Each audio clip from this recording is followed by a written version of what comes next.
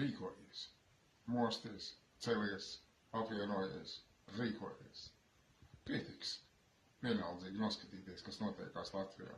Vienaldzīgi apātiski noskatīties, kā izzūd Latvija, kā grimstam miljardu parādos, kā izmirstam, kā mūsu valsts tiek izsaimniekot miljardos.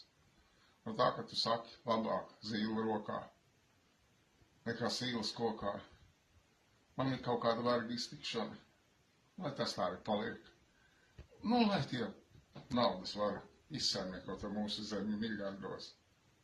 Lai ir, nu, varbūt mums 2, 3 labāka dzīves labklājība būs, ja mūsu valsts neizsaimniekos, bet labāk tā kā ir.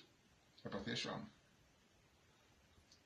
mums vajag šo gadsimtiem kodētu pazemības, padevības, apātijas filozofiju, otrā vaiga pagriešana, visa filozofija, piedošana, lūkšanās filozofija.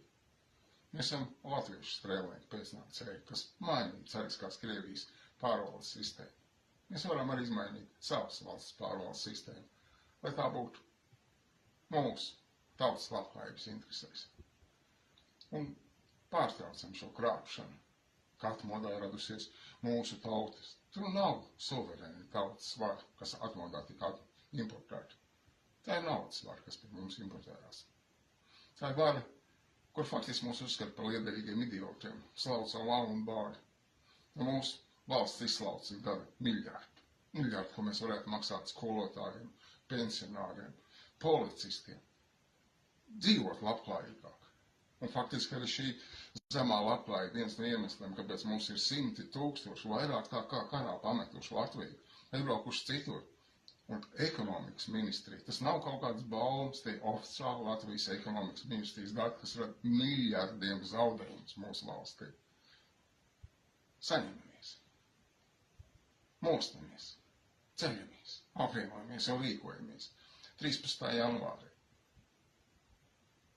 Mēģinām pamosties visā Latvijā, parādīt, ka ar mums jārēķinās.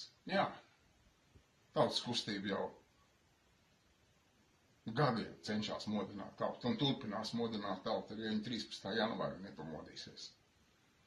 Bet nevelkām garā, jo vairāk mēs garā velkam, jo vairāk mēs tuvojamies savai iznīcībai.